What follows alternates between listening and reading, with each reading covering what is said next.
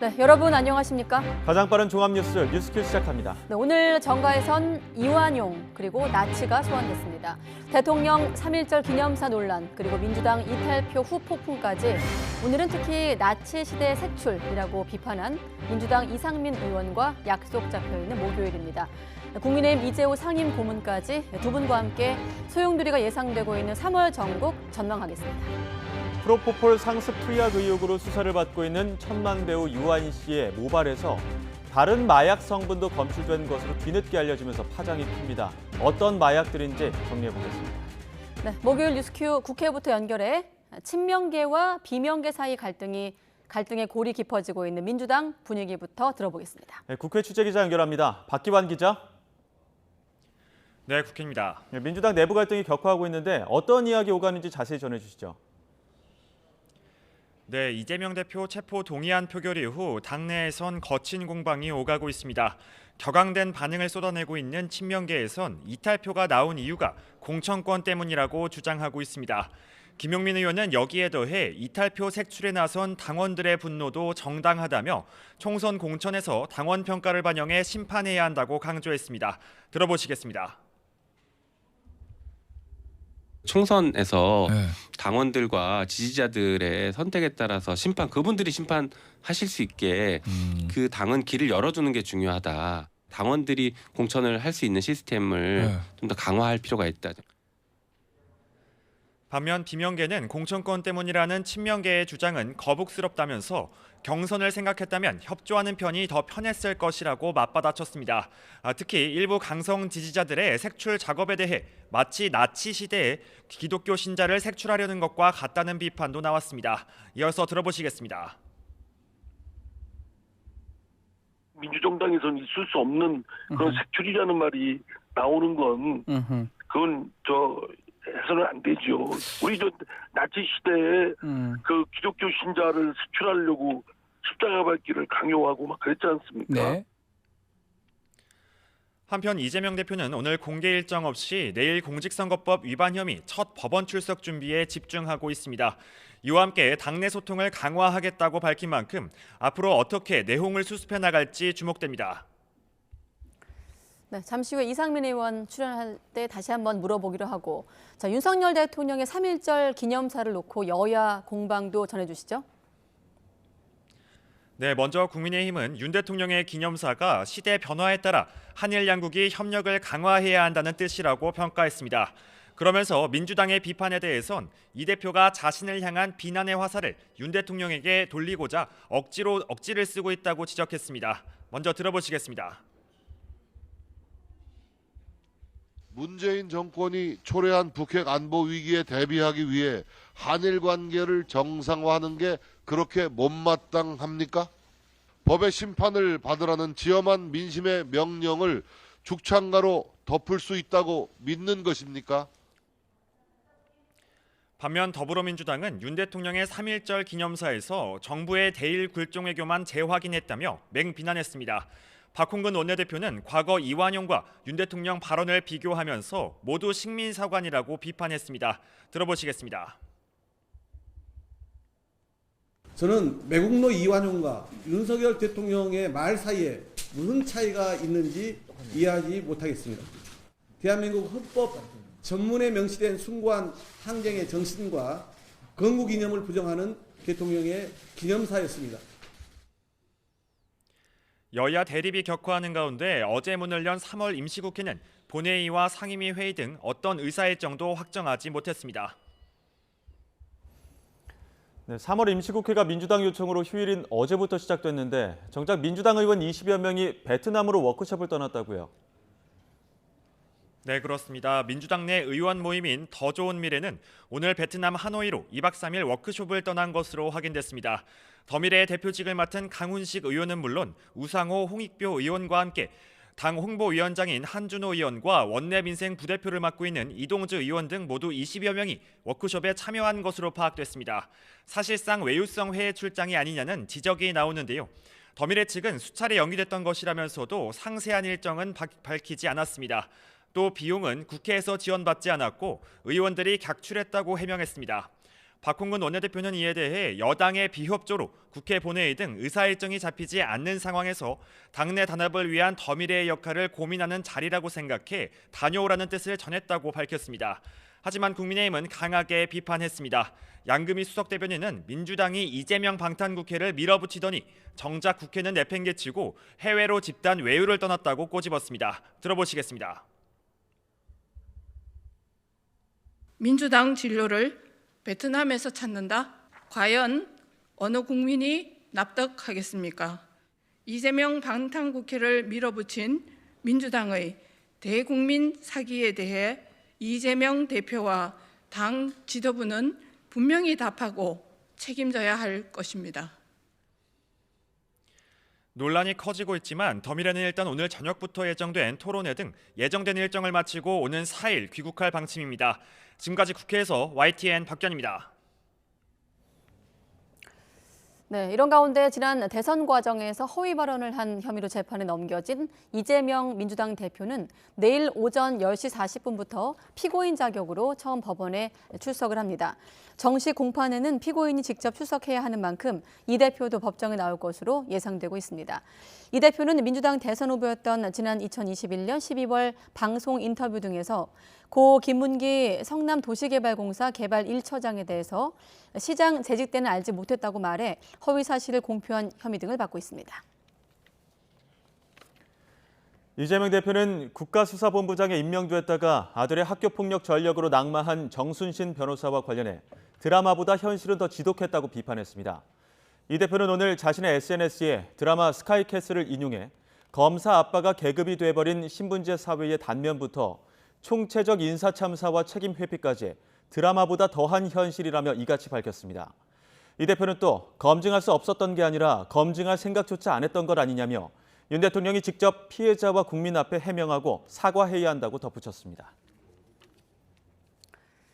네, 국민의힘 차기 당권 주자들은 오늘 전국 순회 연설회 마지막 순서인 서울, 인천, 경기 합동 연설회에 모였습니다. 최대 승부처인 수도권에서 막바지 당심 잡기에 여념이 없는 모습인데요. 취재 기자 연결합니다. 권남기 기자.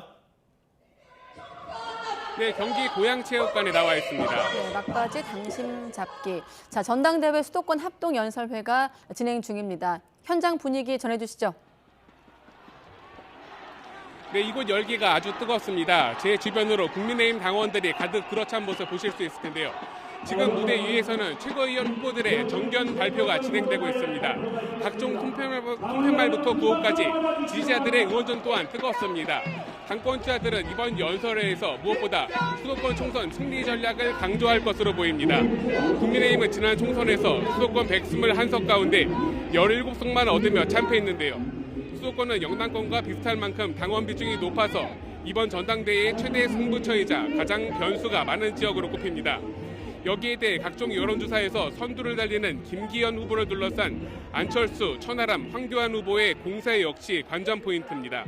안철수 후보는 김 후보의 울산 딴 의혹이 총선을 완전히 망칠 것이라고 공세를 이어갔는데 김기현 후보는 이에 대해 오로지 상대 후보 뒷다리 잡기에 골몰하는 모습이 안타깝다고 대받았습니다. 이런 가운데 민주당 역시 기자회견을 열고 울산시장 재직 당시 특혜 의혹을 제기하는 등 적극적인 공세에 나서자 김기현 후보는 김 후보 자신을 포함해 경쟁주자 안철수, 황교안 후보와 민주당 황운하 의원 등에 대해 경찰에 수사를 의뢰했습니다. 지난달 13일 제주도를 시작으로 전국을 돌며 열린 합동연설회는 오늘 수도권 연설회로 마무리됩니다. 내일은 당대표 후보들의 마지막 방송 토론회가 열리고 모레인 토요일부터는 당원들의 투표가 시작됩니다. 다음 주 수요일 일산 킨텍스에서 열리는 전당대회를 앞두고 경선 일정이 대부분 마무리되는 가운데 후보들은 막판 지지세 결집에 총력을 다할 것으로 보입니다. 지금까지 경기 고양체육관에서 YTN 권남기입니다. 네, 검찰이 윤석열 대통령의 부인 김건희 여사가 운영한 전시기획사 코바나 컨텐츠의 대기업 협찬 의혹을 최종 무혐의 처분했습니다. 기업들 후원의 대가성이 확인되지 않았고 정상적인 협찬이었다는 게 검찰의 판단입니다. 취재기자 연결해 자세히 들어보겠습니다. 임성호 기자. 네, 서울중앙지검입니다. 네, 정상적인 협찬이었다. 그러니까 김 여사의 코바나 컨텐츠 협찬 의혹을 검찰이 최종 무혐의 처분한 겁니까?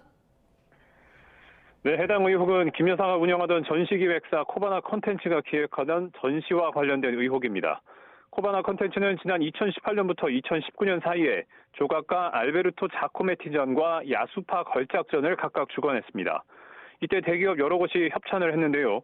당시는 김 여사의 남편 윤석열 대통령이 서울중앙지검장과 검찰총장을 차례로 역임한 시기와 겹칩니다. 그래서 이를 두고 당시 대기업들이 윤 대통령 직무와 관련해서 코바나 컨텐츠에 대거 협찬을 한 것이 아니냐는 의혹이 불거졌고 시민단체 고발도 이어져서 검찰이 수사에 나섰습니다. 그리고는 이번에 김 여사와 윤 대통령 또 관련 기업들에 대해 최종 무혐의 처분을 검찰이 내린 건데요. 검찰은 김 여사와 코바나 컨텐츠 직원 또 관련 대기업 관계자들을 조사한 결과 협찬의 대가성이나 청탁금지법 위반 여부를 확인하기 어려워 무혐의 처분했다고 밝혔습니다. 검찰은 앞서 재작년 12월에는 코바나 컨텐츠가 2016년 12월에 진행하고 도이치모터스 등 23개 기업이 협찬했던 현대건축의 아버지 르 코르비지에 전에 청탁금지법 위반 혐의를 무혐의 처분했습니다. 네, 기업들의 협찬에서 대가성이라든지 김영란법 위반 소지를 발견하지 못했다. 이 근거는 어디에 있습니까? 네, 윤 대통령과 김 여사 등 관련자들이 고발된 혐의는 부정한 청탁을 요건으로 하는 제3자 뇌물죄와 청탁금지법 위반 등이었습니다. 기업 협찬의 뇌물성 여부에 대해서 검찰은 대가성이 확인되지 않았다고 밝혔습니다. 협찬 과정에서 부정한 청탁이 있었는지 확인돼야 하는데 수사 결과 당시 계약에선 통상적인 협찬으로 파악됐다는 겁니다. 또 청탁금지법 위반과 관련해서도 기업들의 협찬이 청탁금지법이 금지하는 성격의 금품 수수가 아니라고 판단했다고 설명했습니다. 코바나 컨텐츠가 기업으로부터 협찬받는 과정이 정상적인 업무 계약에 따라 이루어진 것이어서 당시 김 여사가 신고할 의무가 따로 없었다는 겁니다. 하지만 이어진 검찰의 설명은 또 다른 논란을 낳았습니다. 당시 협찬 기업들 가운데 윤 지검장이 재직하던 서울중앙지검에서 수사를 받던 기업이 여러 곳 있었던 건데요. 공교롭게도 협찬 이후에 검찰이 일부 기업에 대해 불기소 처분한 것으로 파악됐습니다. 이와 관련해 검찰은 이들을 불기소한 이유는 당시 의견서에 충분히 적시했다며 불기소 처분과 코바나 컨텐츠 협찬의 대가성 정황은 없었다고 거듭 선을 그었습니다. 하지만 검찰은 김 여사에 대한 강제 수사는 한 번도 하지 않았다고 밝혀 논란의 불씨를 남겼습니다.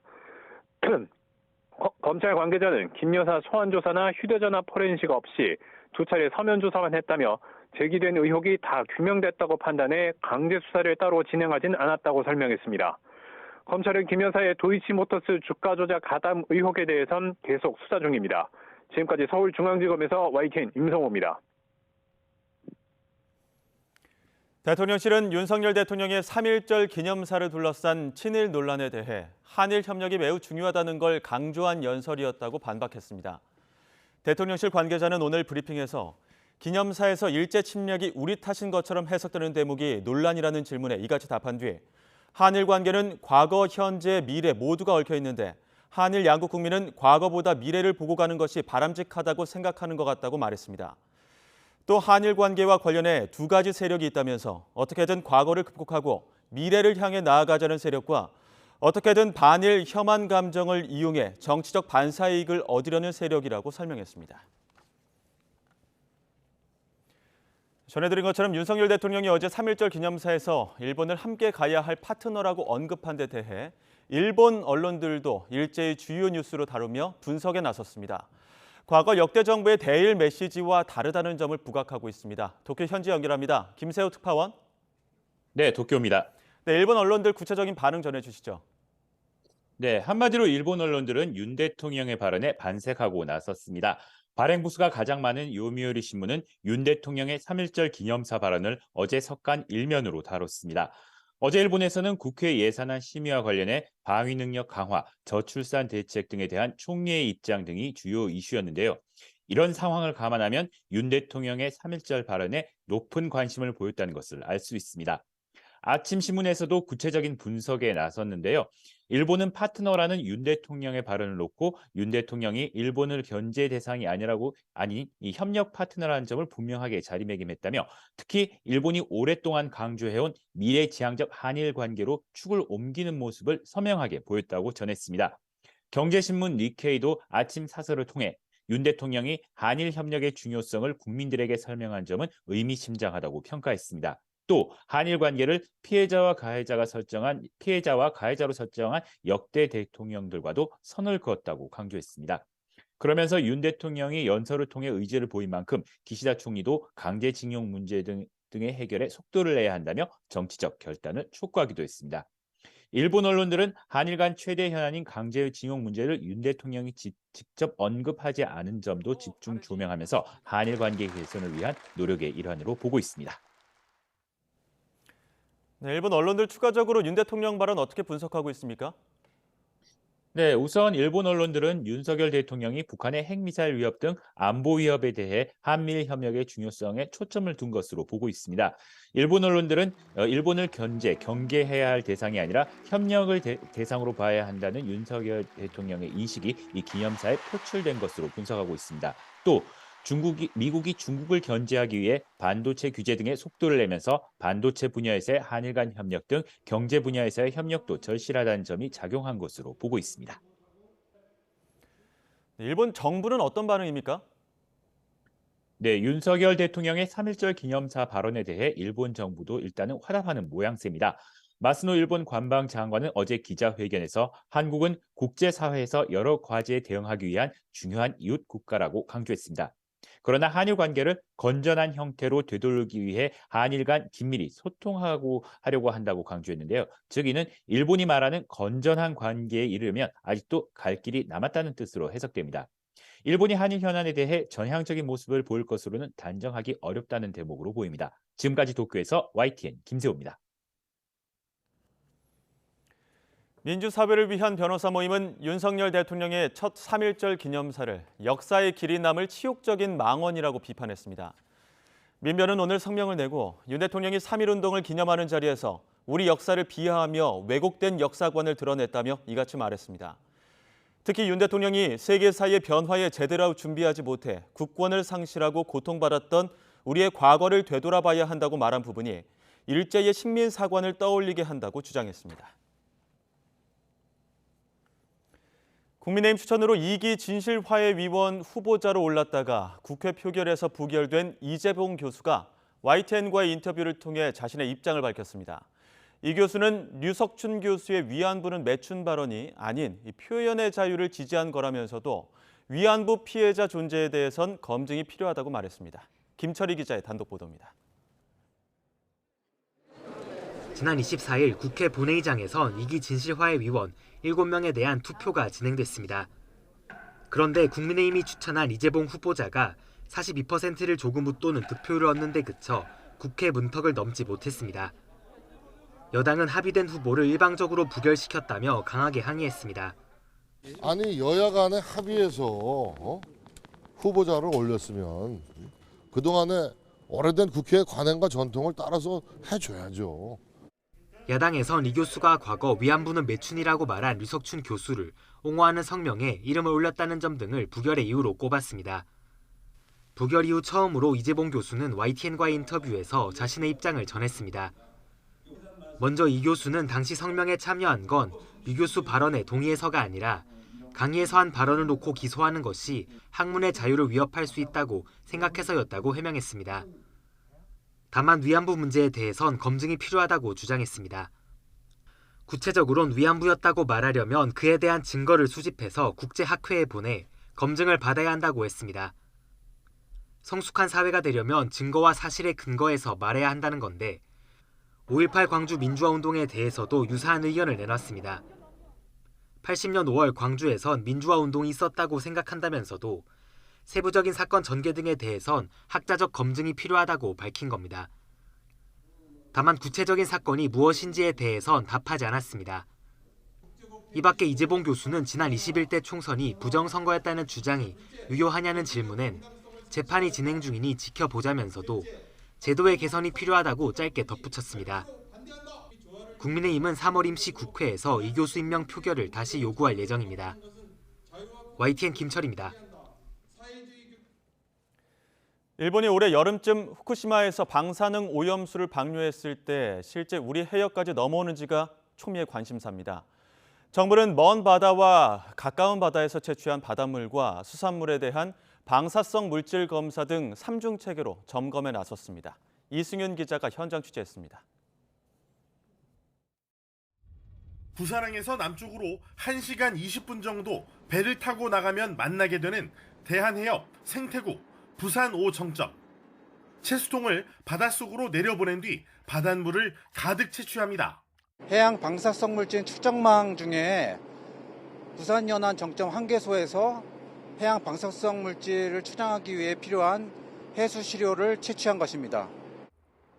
지난 93년 러시아가 동해에 방사성 폐기물을 투기한 사실이 알려지자 정부는 94년부터 연안에서 먼 바닷물에 세슘 등 방사성 물질이 있는지 1차 감시를 하고 있습니다. 이어 2011년 후쿠시마 원전 사고 이후 2015년부터는 연안과 가까운 32곳에서 2차 감시에 나섰습니다. 정부는 지난달부터 이런 해양 방사능 조사를 주요 수산물 생산 해역 등을 추가해서 52곳에서 진행하고 있습니다.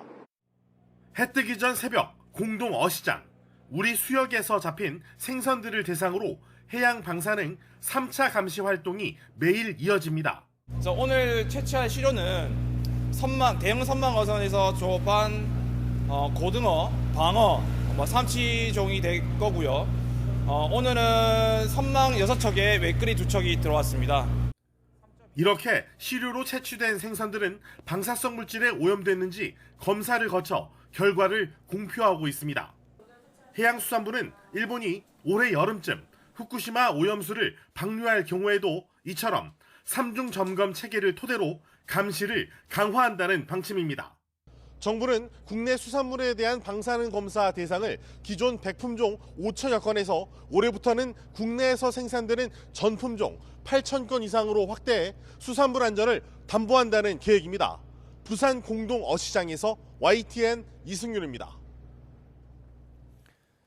감사원이 MBC의 최대 주주인 방송문화진흥회에 대해 정식 감사에 착수했습니다. MBC 경영에 대한 관리 감독을 소홀히 했는지를 살피겠다는 건데 KBS에 이어 양대 공영방송이 감사원 감사를 받게 됐습니다. 이승배 기자입니다. 감사원이 MBC 최대 주주인 방송문화진흥회에 감사 착수를 공식 통보했습니다. 방문진이 MBC 경영에 대한 관리 감독을 제대로 하지 않았다는 의혹을 살펴보겠다는 겁니다. 지난해 11월 보수단체가 국민감사를 청구했는데 검토 결과 확인이 필요한 것으로 판단했다고 설명했습니다. 감사원은 그러면서 이례적으로 보도자료까지 내고 조목조목 설명도 달았습니다. 의혹은 모두 9개로 이 가운데 투자 손실 방치 의혹 등 6가지를 들여다보겠다고 밝혔습니다. 지역 MBC의 적자 누적 방치 등 3건은 방문진 책임으로 보기 어렵고 관리 대상으로 보기 곤란하다며 감사 대상에서 뺐습니다. 당장 이달 안에 방문진의 감사관이 파견됩니다. 이에 대해 방문진 관계자는 감사원에 낼 수 있는 자료는 모두 제출했지만 지난 월요일 정식 감사 착수 공문을 받았다고 전했습니다. 또 구체적인 감사 일정 등은 전달받지 못했다면서 향후 진행되는 상황을 보고 입장을 내겠다고 덧붙였습니다. 언론노조 MBC 본부는 감사원이 밝힌 6건은 MBC 또는 자회사와 계열사 고유의 경영적 판단에 관한 것이라 감사 자격이 없다며 결국 방문진 이사들에게 죄를 뒤집어 씌워 이사진을 교체하고 MBC를 장악하겠다는 불순한 목적이 깔린 감사라고 비판했습니다. 지난해 9월 KBS에 이어 이번에 MBC까지 감사원 감사를 받게 되면서 공영방송 손보기 아니냐는 논란은 더 커질 것으로 보입니다. YTN 이승배입니다.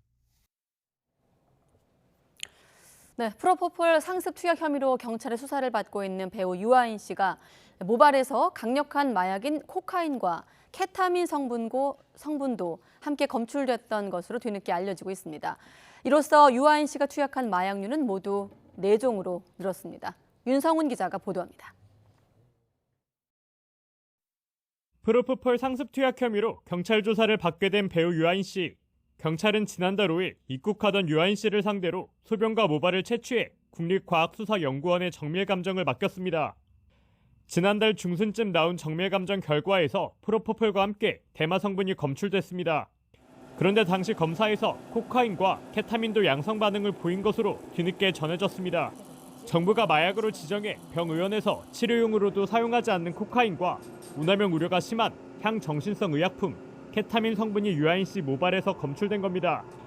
이로써 유아인 씨가 투약한 것으로 알려진 마약류는 모두 4종으로 늘어났습니다. 앞서 경찰은 식품의약품안전처로부터 유아인 씨의 프로포폴 투약 혐의에 대한 의뢰를 받고 수사를 벌여왔습니다. 재작년에만 병원을 73차례나 방문해 4,400ml가 넘는 프로포폴을 투약하고 지난해에도 30여 차례에 걸쳐 프로포폴을 투약한 것으로 확인됐습니다. 경찰은 프로포폴 등이 치료 목적으로 처방된 것인지 확인하기 위해 병의원 관계자들을 참고인 신분으로 불러 조사했습니다.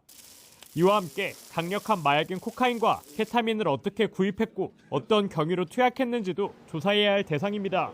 나머지는 의료용으로 사용되었다라고 주장할 수 있는 부분이 있지만 코카인이 나왔다는 것은 불법적으로 마약을 했다라는 정황이 명확한 거기 때문에 경찰은 확보한 의료 기록 등을 분석한 뒤 유아인 씨를 피의자 신분으로 불러 조사할 예정입니다. YTN 윤성훈입니다. 네, 이렇게 경찰이 처방 목적, 또 경위 등을 파악할 계획인데요. 한 번씩 들어봤던 마약 이름들인데 케타민은 생소한 분들도 계실 겁니다. 케타민의 경우 특히 오남용 우려가 심각한데 최근 젊은 층 사이에서 투약이 증가하고 있다고 합니다. 이어서 황보혜경 기자가 보도합니다. 배우 유아인 씨 모발에서 추가로 검출된 마약 성분은 코카인과 케타민입니다. 마약류는 크게 마약, 향정신성 의약품, 대마로 구분되는데 코카인은 정부가 지정한 강력한 마약에 해당합니다. 중독성이 강해 헤로인, 필로폰과 함께 3대 마약으로도 꼽힙니다. 이 때문에 병의원에선 치료용으로도 취급하지 않고 있습니다. 케타민은 향정신성 의약품으로 분류돼 병원에서 수면 마취제로 사용합니다. 하지만 오남용 우려가 심해 제한적으로만 투여하고 있습니다.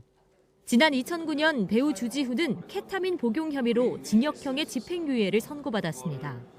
전문가들은 코카인과 함께 케타민도 20에서 30대 젊은 층 사이에서 유행하고 있다고 지적합니다. 코카인은 주로 코로 흡입해 순간적으로 에너지를 반짝 올려줘 일에 몰입할 수 있게 하고요. 케타민은 정신을 몽롱하게 합니다. 특히 케타민은 젊은 층 사이에 가벼운 약물로 잘못 알려져 있는데 과다 투여하면 매우 위험한 약물들입니다. 프로포폴과 대마에 이어 배우 유아인 씨에게서 또 다른 마약류 성분까지 검출되면서 경찰은 공급망을 찾는 데 수사를 집중하고 있습니다. YTN 황보혜경입니다. 천만 배우 유아인 씨의 마약 투약 사실이 추가로 드러나면서 파장이 커지고 있는데요. 이번에 유 씨의 모발에서 검출된 4종의 마약, 어떤 것들이 있는지 하나씩 짚어보겠습니다. 먼저 이번에 추가로 검출된 코카인은 이 코카나무 잎에서 추출하는 백색 가루로 뇌 호르몬인 도파민 활성을 증가시킵니다. 하지만 강력한 환각 때문에 중독성이 강하고 피부가 썩어 들어갈 뿐만 아니라 우울장애와 사망 위험도 높습니다. 코카인과 달리 함께 검출된 케타민은 진정제 혹은 마취제로 사용하는 이완 물질입니다. 군용 마취제로 베트남전에서 미군들에게 처음 사용됐고 이후로는 대표적인 동물용 마취제로 활용됐는데요. 의료 목적으로 쓰였던 것이 미국의 클럽 등지에서 마약으로 사용되기 시작했습니다.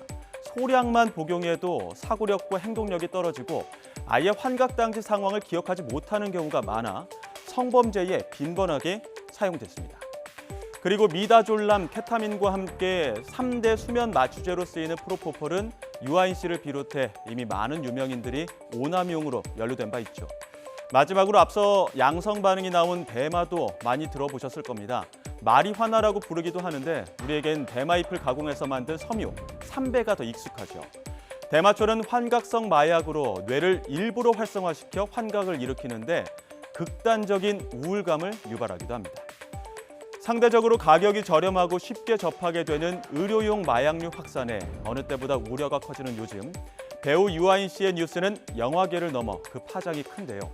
잊을만 하면 터지는 유명인들의 마약 스캔들, 처벌의 수위를 떠나서 한 번 손대면 결코 일상으로 되돌아올 수 없다는 점을 분명히 기억해야겠습니다. 네, 서울시 지하철 요금 인상은 일단 미뤄졌지만 노인 무임승차가 대규모 적자의 원인이라는 논란은 계속되고 있습니다.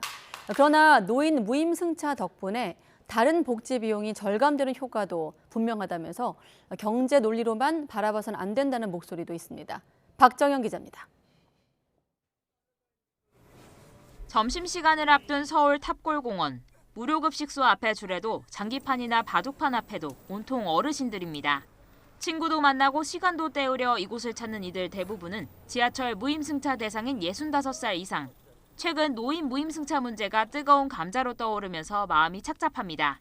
무임승차가 안 되면 집에서 있고 그냥 나갈 때도 없고 노인네들 어디 갈 때 있어.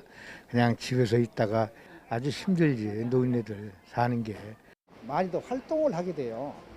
가령 종로상가 같은 데는 노인들이 많이 모이는 곳인데 요금을 부과한다면은 그도 부담스러워서 아마 출입을 자제하지 않을까라는.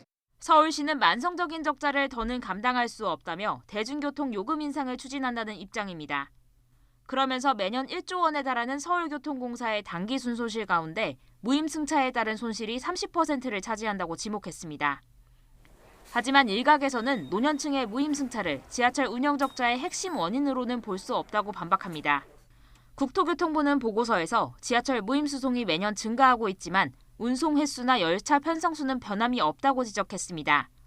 또 사람이 타든 안 타든 열차는 운행하기 때문에 노인들이 요금을 내지 않고 탑승한다고 해서 실질적 비용이 상승하진 않는다고 판단했습니다.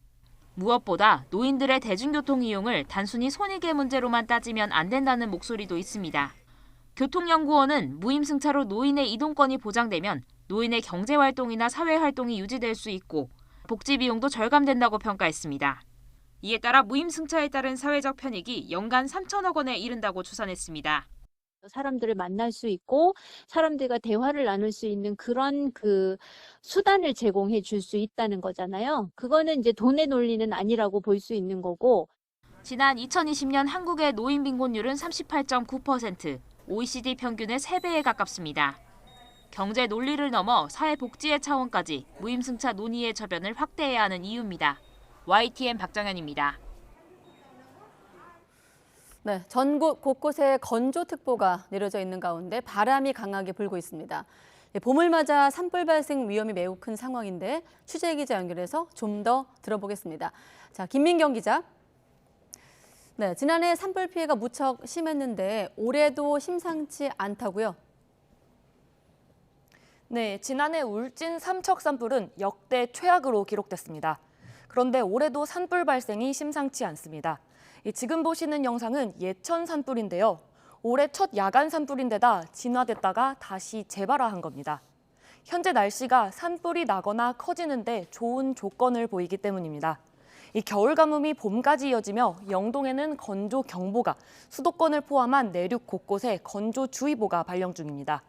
이 산불 위험도가 높아지면서 국가 산불 위기경보가 주의로 상향된 상태입니다. 여기에 강풍까지 가세했습니다. 이 해상에는 풍랑주의보가, 전남 해안과 섬 지역에는 강풍주의보가 발령 중이고 영동에는 강풍 예비특보가 내려졌습니다. 네, 산불 위험에 강풍까지. 자, 그런데 봄철에 강풍이 특히 많이 부는 이유가 따로 있다면서요? 봄바람이 강풍으로 나타나는 것은 기압 배치 때문입니다. 이 서쪽에는 고기압이, 동쪽에는 저기압이 자리를 잡으면서 초속 15m 안팎의 강한 서풍을 만들어냈습니다.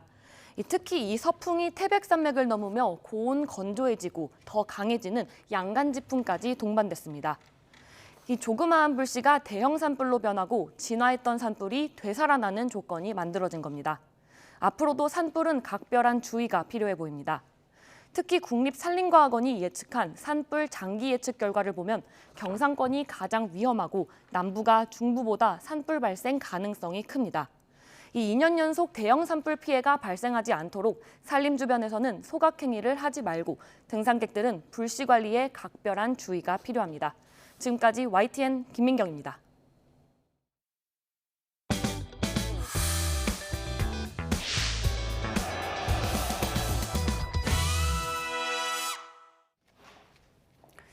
네, 윤석열 대통령의 취임 후 첫 3.1절 기념사를 두고 여야 공방이 거칠어지고 있습니다. 민주당에선 이재명 대표 체포동의안 표결 이후 후폭풍이 이어지고 있고 국민의힘에선 새 지도부 입성을 위한 후보들의 막바지 경쟁이 앞서 보셨다시피 더욱더 치열해지고 있습니다. 전국의 이슈를 짚어보기 위한 정치 큐. 오늘은 이재호 국민의힘 상임 고문, 또 이상민 더불어민주당 의원 두 분과 함께하겠습니다. 안녕하십니까? 네, 안녕하세요. 안녕하십니까? 네, 이번 주 목요일 특히 이 의원님을 기다렸는데 잠시 뒤에 민주당 내부 상황은 아껴놨다 질문하기로 하고 3.1절 기념사 공방 질문부터 듣겠습니다. 바로 여쭤볼게요. 어떻게 들으셨습니까? 그 뭐 그냥 얼핏 들으면 뭐 그냥 원체 뭐 짧고 뭐 간략하게 해서 네. 그 신경 안 쓰고 들으면 뭐 그냥 뭐 무슨 소리인지 모르고 넘어가는데 네. 좀 생각을 갖고 뜯어보면 한두 가지 문제가 있죠. 그래서 그걸 만약에 그 참모들이 그 잘못 써줬다면 그 참모들이 뭐 실수지만은 그러나 대통령의 생각이 그렇다면 한 두 가지 문제가 있습니다. 네. 하나는 첫째는 그 일본과 파트너 문제. 이제 그걸 파트너만 강조하면 그거는 이제 안 되는 것이 일본과는 좀 특수관계잖아요. 예. 특히 3.1절이잖아요. 3.1절 기념이잖아요. 일본이 과거 침략 행위에 대한 반성과 사죄 이것을 언급을 하고 네. 그러고 이제 미래지향적으로 뭐 한미를 동맹도 해야 되고 하니까 저 파트너십으로 가려면 우선 아무리 역사가 흘러도 그 과거 그들의 행위에 대해서 뭐 좀 반성과 사죄가 있어야 된다. 뭐 이런 말이 하나 들어가야 될 거고. 예. 이제 그게 없이 그냥 파트너십만 강조하면 마치 과거의 한일 관계를 그 잊어버려도 되고 용서하는 것처럼 되잖아요.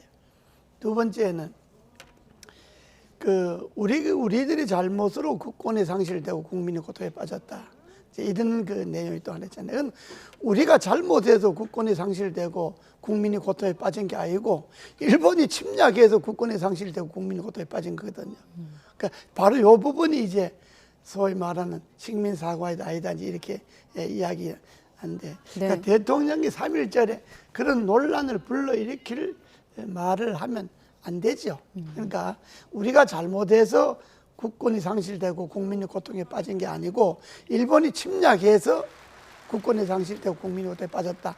이 부분을 분명히 해야 되는데 그 부분이 좀 미숙하게 정리가 되니까 뭐 표현이 잘못됐다면 그건 뭐 참모들이 글을 써준 참모들이 잘못이지만은 윤 대통령 생각이 정말 그렇다면 이건 좀 인식의 문제죠. 네. 3.1 운동, 그 3.1절은 104년 전 그동안 우리 조상들의 그 독립을 그 위한 네. 투쟁, 목숨을 걸고 했지 않습니까? 그리고 온갖 고초를 당하고 고문당하고 그런 조상들을 기리는 날입니다. 그래서 우리가 온전하게 대한민국을 지키고 발전시키겠다. 이런 후대들의 다짐도 있어야 되고요. 그런데 그런 건 뜬금없이 없어지고 과거의 일본은 군국주의의 침략자였지만 지금은 말하면 아주 견고한 파트너고 한국, 미국, 일본이 세 나라가 힘만 합치면 우리나라 안전과 번영은 보장된다. 너무 단선적이잖아요. 3.1절에 대한 의미도 망각한 것이고 또 3.1절에 대해서 조상들의 그 뜻도 계승하는 것이 담기지도 않았고 네. 그리고 일본에 분명히 과거에 잘못한 거에 대해서는 짚고 넘어가야죠. 우리가 그 문제를 가지고 앞으로 모든 걸 좌지우지하겠다는 건 아니지만 네. 그렇다고 해서 과거에 있었던 그러나 아직까지도 그거에 대해서 철저히 반성하지 않는 일본에 대해서 그냥 유야무야 넘어가겠다. 그냥 뭐 앞으로 할 일 생각하면 지난 일은 뭐 좋아 그냥 좋은 게 좋은 거다 이렇게 넘어가서는 안 될 일이죠. 주권 국가가. 네. 그거에 대해서 국민들이 갖고 있는 기본적인 그 가치를 대통령이 같이 인식을 못하고 있자 생각이 듭니다. 네, 말씀하신 기본적인 가치. 사실 두 분 모두 여야 입장으로 나오셨습니다만 이 문제에서만큼은 저도 이렇게 대담을 해보면 여야 입장이 갈리지 않는 그야말로 기본적인 가치이기 때문에 오늘 같은 경우 일본 언론의 어떤 보도도 주목이 되는 상황인데 정가에서는 일본 총리가 말하는 줄 알았다라는 반응까지 나왔습니다. 박지원 전 원장의 발언인데 사실 역대 대통령 발언들과 좀 비교해 볼 필요가 있을 것 같아요. 문재인 정부 그 이전에 박근혜 정부 때의 어떤 과거사 메시지도 강경했던 걸로 특히나 가해자와 피해자라는 이제 구분을 했던 걸로 그렇습니다. 기억을 합니다만은 이게 문제가 되는 게 그러니까 침략주의에서 미래의 협력의 파트너를 나간다 이렇게 이야기하면 그 침략주의에서 미래 파트너를 나간다 이렇게 하면 생각하기에 따라서는 침략주의 그 자체는 그냥 넘어가는 걸로 이렇게 들리잖아요. 그러니까 침략주의가 한 소위 만행, 한 국가를 침략하고 국민을 살상하고 한 그들이 만행에 대해서 반성과 사죄가 있어야 한다는 것을 명시를 하고 그러나 앞으로 미래 파트너로서 협력 관계도 중요하다 뭐 이렇게 나가야 되는데 그 부분이 빠지니까 식민지 사관을 한 학자들은 그렇게 말할 수 있어요. 뭐 그런 학자들도 많이 있으니까 식민 사관 논자들이 많이 있으니까 그러나 3.1절 기념사로 하는 대한민국의 대통령으로서 그렇게 표현할 일은 아니다. 이런 생각이 식민지 지배를 정당화하는 논리로 그 당시 조선이 허약했다. 백성도 무지몽매했다. 이런 얘기거든요. 그런데 일본의 지배를 통해서 근대화 발전을 좀 더 발전을 땡겼다. 뭐 이런 논리인데 그게 우리 국민이 받아들일 수 있는 논리입니까? 그 많은 국민들, 백성이 희생당하고 고문당하고 또 쫓겨나고 지금 심지어 남북한이 분단되어 있고 우리는 전범국가도 아닌데 일본이 분단돼야 될 전범국가의 그 무거운 짐을 업보를 우리가 대신 지고 있는 거 아닙니까? 지금 대한민국의 옥새까지 조르고 있는 이 상황에 대통령이 지금 아무 일 없다는 듯이 협력의 파트너만 말씀하는 그건 매우 잘못된 진단이고 잘못된 메시지다. 대통령 기념사 중에 특히나 세계사의 흐름을 변화하는 세계사의 흐름을 제대로 읽지 못하고 미래를 준비하면 과거의 불행이 반복될 것이라고 했는데 세계사의 흐름은 어떤 걸까요? 대통령이 당시에 이제 그 서구의 소위 문명 국가들이 말하자면 개화를 하지 못하고 쇄국을 하다 보니까 결국 그런 일이 왔다 이렇게 되는 건데 그러니까 개화를 안 하고 쇄국을 했다 하더라도 그건 우리 내부의 문제지 그렇다고 해서 일본의 침략이 요인되는 건 아니잖아요. 거기에 대해서 정치권의 반응까지 잠깐 화면에 좀 보여주시죠. 정진석 비대위원장 같은 경우는 그대로 전하면 워딩 한 토막 한 토막이 옳은 시대 정신이다라고 했고 박홍근 원내대표 같은 경우는 이렇게 매국노 이완용에 비유하기도 했습니다. 이상민 의원님. 그러니까 옳은 시대 정신이라고 하면 안 되지요. 분명히 지금 지적한 대로 우리 국민들이 갖고 있는 보편적인 역사인식 또 이런 한일 간의 관계에 대한 기본적으로 갖고 있는 감정 이런 거를 고려를 하면 저렇게 뭐 옳은 시대 정신이다 이렇게 그냥 대통령 말이라고 무조건 싸고 도는 그런 습성은 버려야 된다고 생각됩니다. 논란이 번지니까 대통령실에 또 추가 입장이 나왔는데 역시나 한일 협력을 강조한 것이다. 어느 쪽이 국익을 고민하는 세력인지 국민이 판단할 것이란 입장이 추가적으로 나왔습니다. 대통령실에서. 한일 간의 협력을 강조한다 하는 거는 말이 되지만은 뭐 어느 쪽이 마치 그것이 한일 협력을 강조하면 과거에 있었던 모든 일은 다 덮어지는 거나요? 그건 아니잖아요. 그러니까 저것이 이제 문제가 국민힘도 뭘 여당이니까 뭐 대통령 말을 잘 옹호할 수 없지만은 옹호할 수밖에 없지만은 그러나 시대 정신이라고 하는 것이 갑자기 떨어지는 게 아니잖아요. 과거 역사 속에서 오늘의 시대 정신이 생기는 것이지 일제의 침략을 어떻게 극복해 왔는가 이 과정에서 오늘의 시대 정신이 생겨야 하는 것이지 일제의 침략이 그냥 지나가는 것처럼 뭐 별거 아니었다 이렇게 지나가고 지금은 협력해야 된다 이렇게만 강조하면 안 되는 거죠. 그거는 시대 정신을 제대로 못 읽은 것이고 그러나 대통령의 말을 굳이 내가 여당에 한 사람으로서 옹호를 하자면 막 짧게 핵심만 이야기하다 보니까 과거에 너무 얽매이지 말고 미래로 나가기 위해서는 일본과 협력해야 된다. 막 요 이야기를 강조하려고 짧게 하다 보니까 그런 중요한 역사적 몇 가지를 놓치지 않았나. 만약에 그렇다면 이제 그런 취지로 명확하게 메시지를 했어야 된다고 생각합니다. 그렇습니다. 뭐 이게 이렇게 생각하고 저렇게 생각하고 부정적으로 생각하고 이미 식민지 사관에 젖은 그 학자들 일부 사람들이 얘기하는 식민지 지배의 정당화 논리를 그렇게 오해할 만한 표현을 쓰고 그런 논리 구사를 하면 대통령의 그 리더십에 제대로 인정을 못 받지 않겠습니까?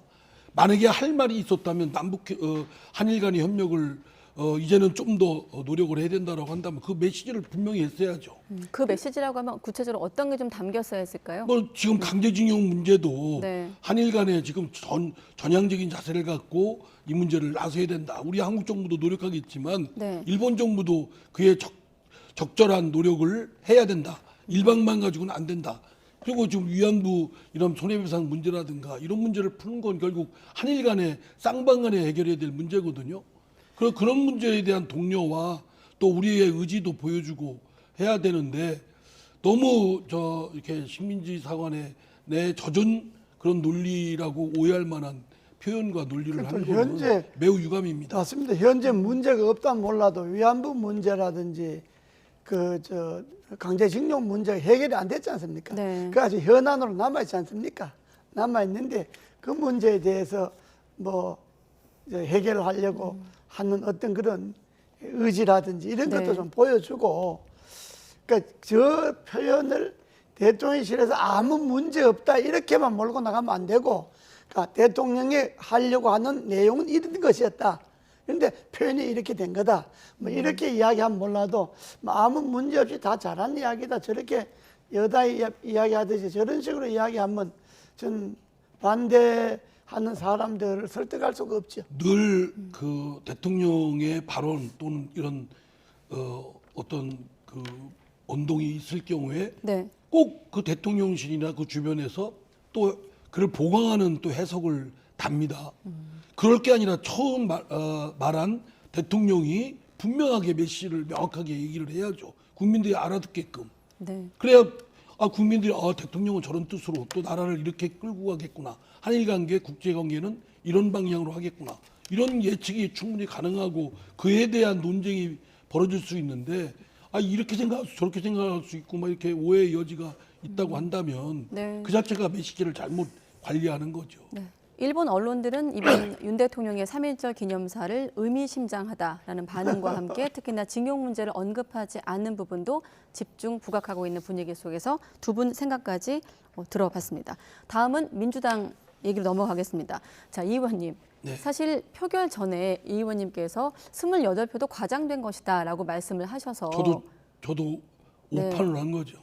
오판? 어떤 오판을 하신 겁니까? 그 정도 나올 거라고 생각은 못했죠. 말하자면 봐도 아무리 우리 당의 또 당대표 신상에 관한 문제니까 뭐 여러 의견이 있는 건 알고 있었지만 한 10표 정도 내외만 찬성 뭐 가결표를 할 테고 나머지는 그렇지 않을 것이다 라고 생각했는데 나온 거 보니까 합쳐서 거의 40표 가까운 무효 뭐 기권표까지 생각하면 굉장히 많이 나온 거죠. 근데 사실은 이제 당의 이재명 대표의 사법 리스크와 관련된 우려와 걱정 이걸 그대로 당이 같이 당의 명운을 이재명 대표 사법 리스크와 같이 한 묶음이 돼서 갈 수는 없다.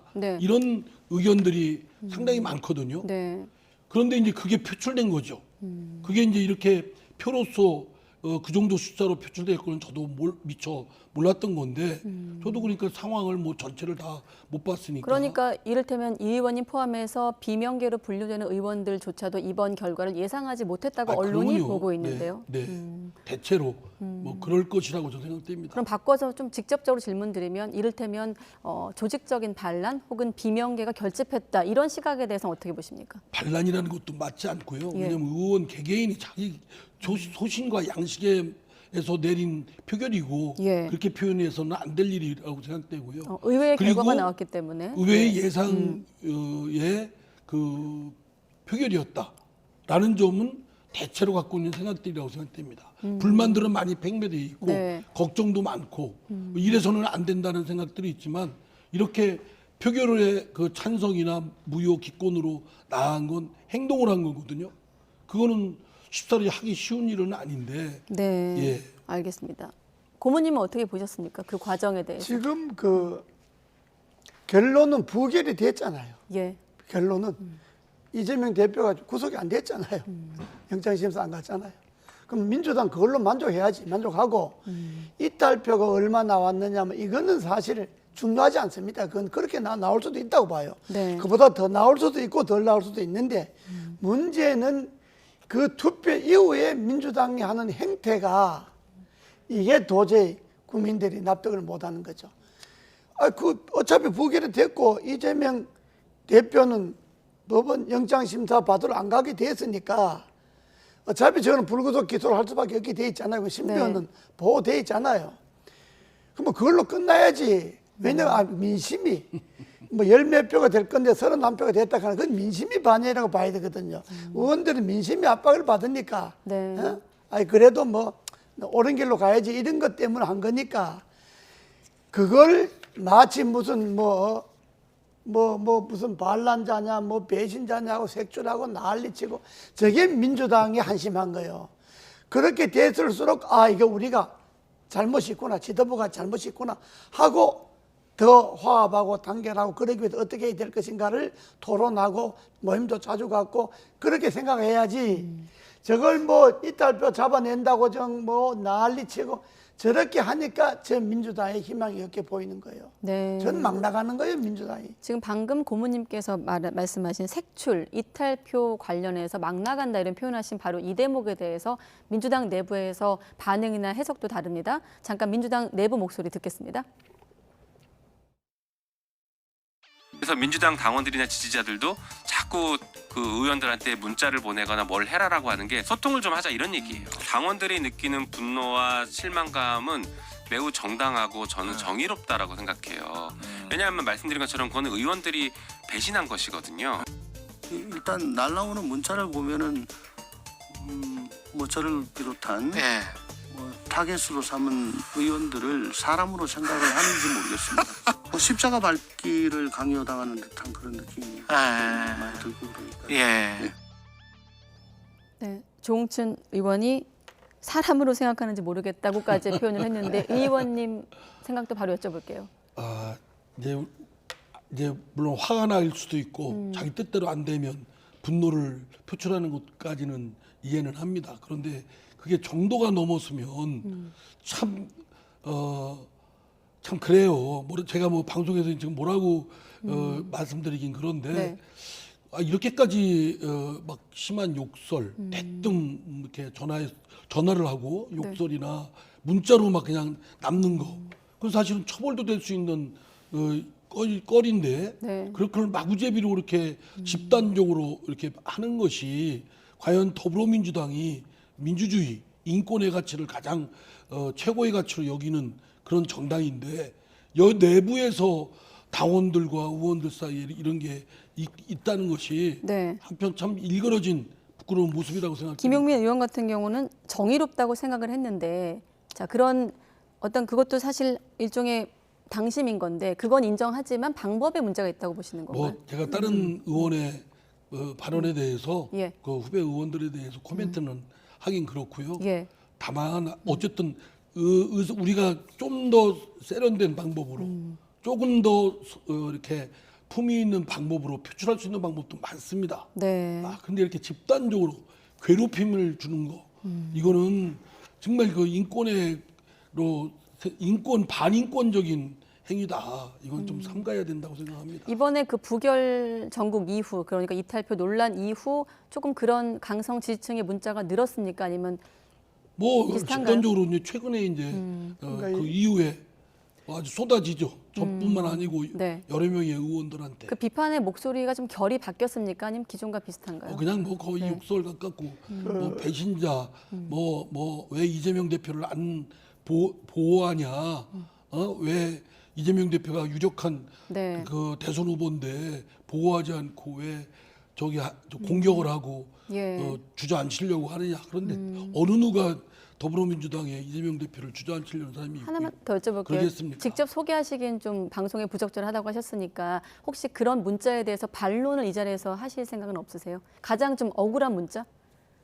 아니 그러니까 아니 제가 뭐 그 문자를 받아야 될 이유도 없고 이건 무기명 비밀 투표기 때문에 나는 어떤 표했다는 것도 예. 말해서도 안 되지만 그렇게 집단적으로 욕을 먹어야 될 이유를 모르겠습니다. 네.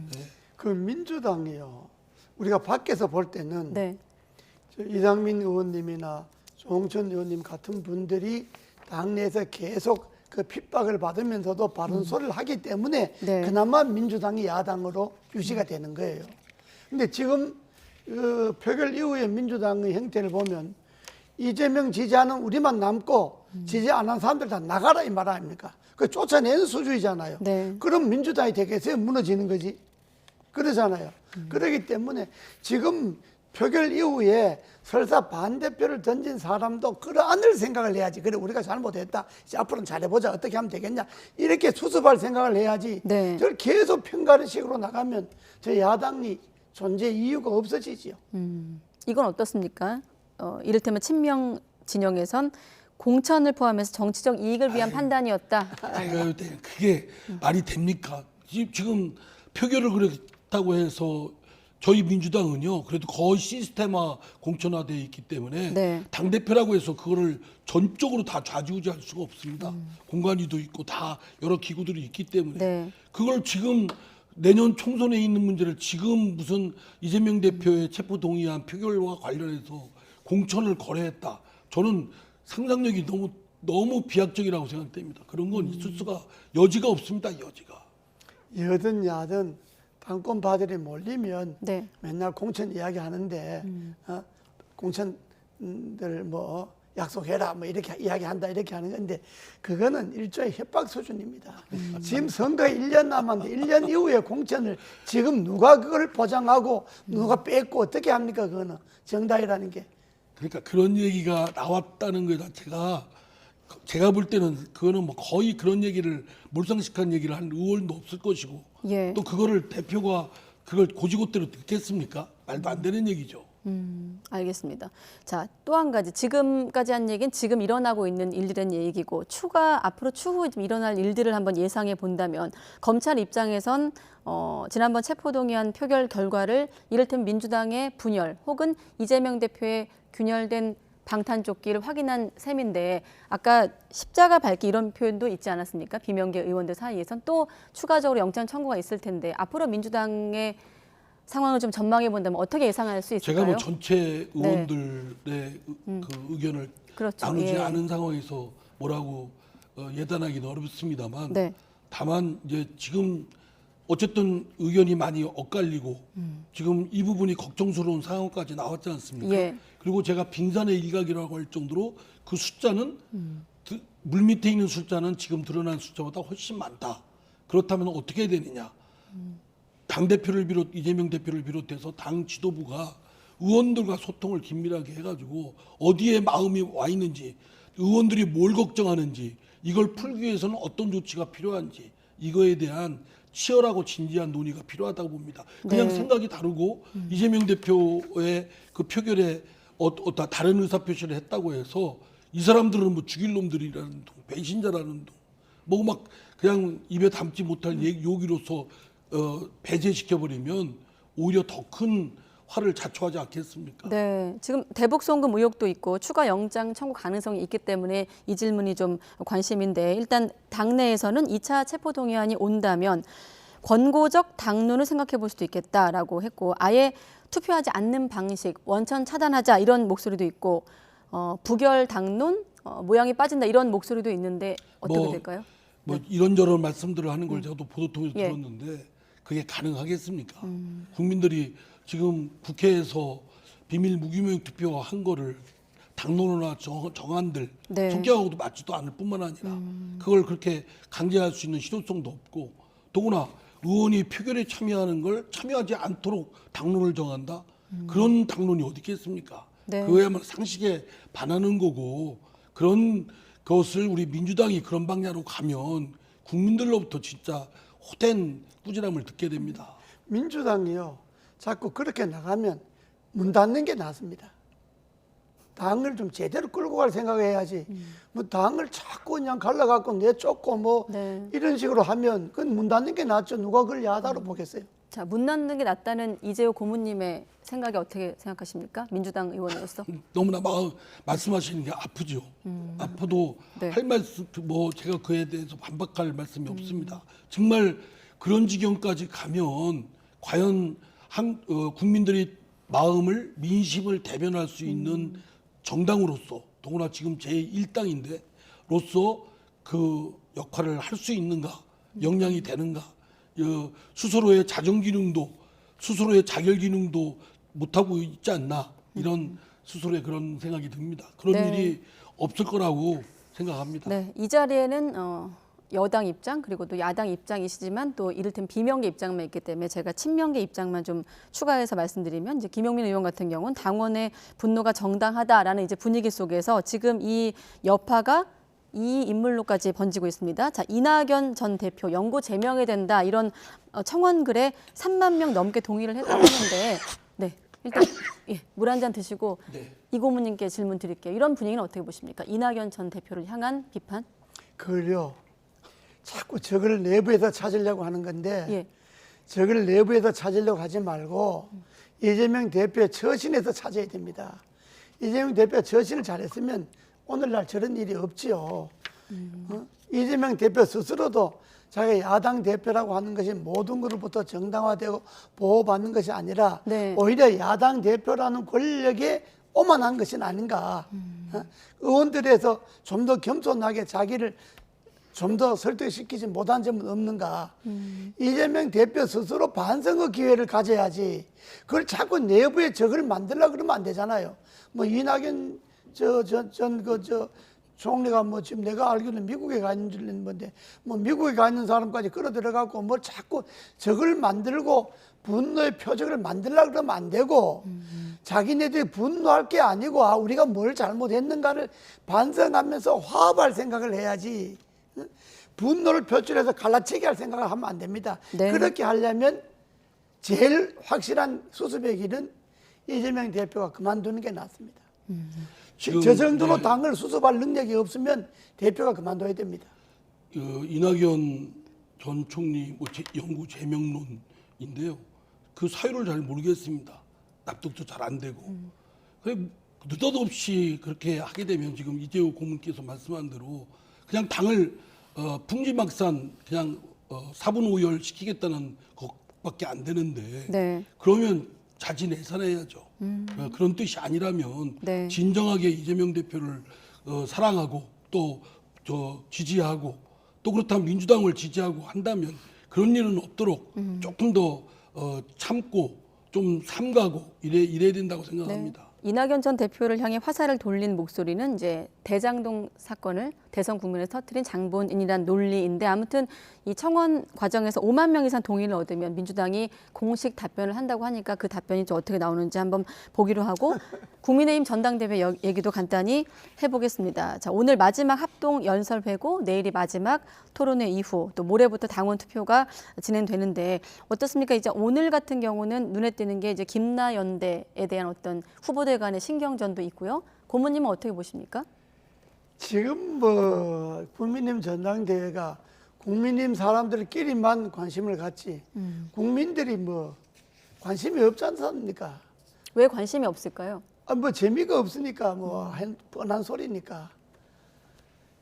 그러니까 국민의힘이 국민들이 볼 때 국민의힘이 저 전당대회 끝나면 진짜 당이 새로워지고 뭔가 좀 제대로 국민에게 희망을 줄 수 있겠구나, 이런 그 희망치를 주는 게 아니고 뭐 전당대회 하나마나 뭐 똑같이 이런 그 생각을 주기 때문에 국민의힘이 별로 국민들의 관심을 못 갖고 있는데, 지금은 대표가 누가 되느냐 하는 거는 대표 나선 사람 4사람끼리는 관심이 있을지 모르지만은 자기가 돼야 된다고 생각하니까. 그러나 보는 대다수 국민들은 누가 되든지 뭐 어차피 윤 대통령이다 하는 거니까 이런 생각을 하기 때문에 별 관심이 없어요. 또 저도 참석하라고 대의원 저 통해서가 저 우편으로 날라왔던데 이 갈수록 이게 초반에는 네. 국민들이 아이고 뭐 그래도 또 종반에 들어가면 아 그래도 국민님 참 잘하네, 전당대회 잘하고 후보들 잘하네 해야지.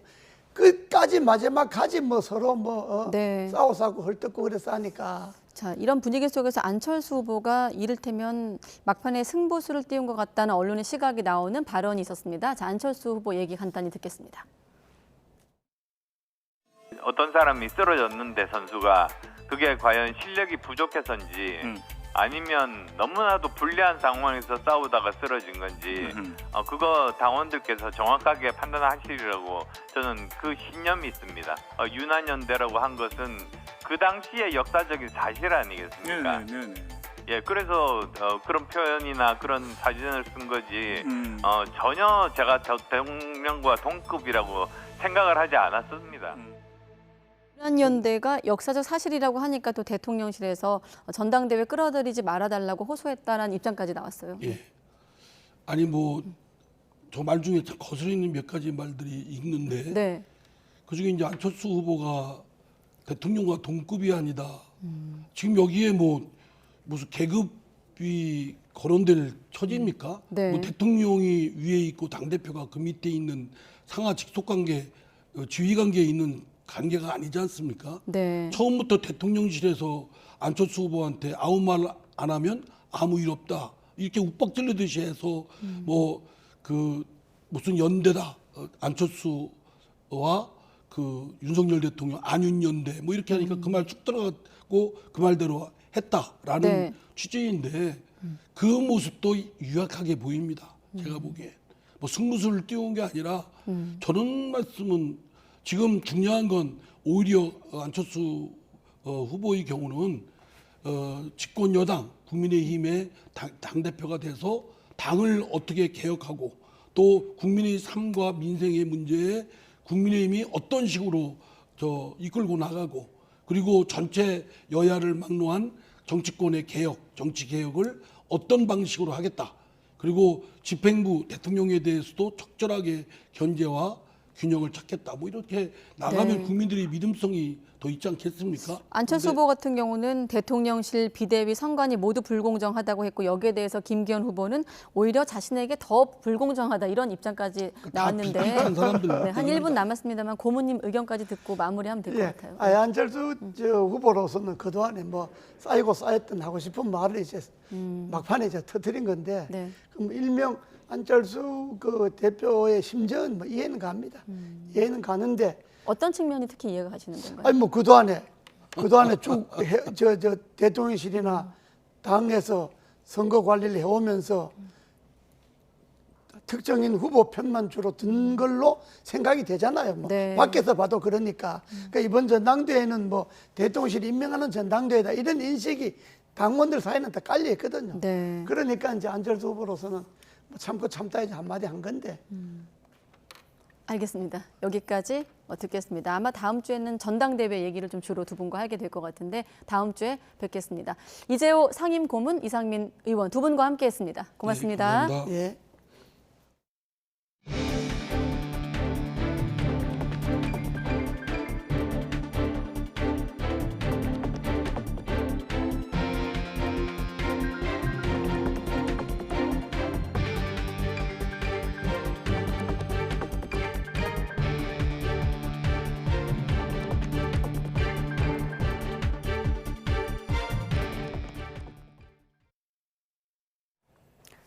네, 그리스 중부에서 밤에 열차 2대가 충돌을 하면서 최소 43명이 사망을 하고 80여 명이 다쳤습니다. 대학생 등 젊은 승객이 많았던 것으로 알려진 가운데 사고 원인이 인재라는 지적이 나오며 항의 시위까지 발생했습니다. 김진호 기자의 보도입니다. 현지 시간 지난달 28일 밤 그리스 중부에서 여객 열차와 화물 열차가 충돌하는 사고가 일어났습니다. 열차가 부딪히며 일부 차량이 탈선하고 화재가 발생해 수십 명이 사망하고 다치는 등 사상자가 계속 늘어나고 있습니다. 현장 상황이 심각해 구조 작업이 끝나지 않은 상태여서 인명피해는 더 늘어날 것으로 우려됩니다. 여객 열차는 승객 약 350명과 직원 20여 명을 태우고 아테네에서 출발해 북부 도시 테살로니키로 향하고 있었습니다. 화물 열차는 테살로니키에서 라리사로 가고 있었는데 두 열차가 충돌한 겁니다.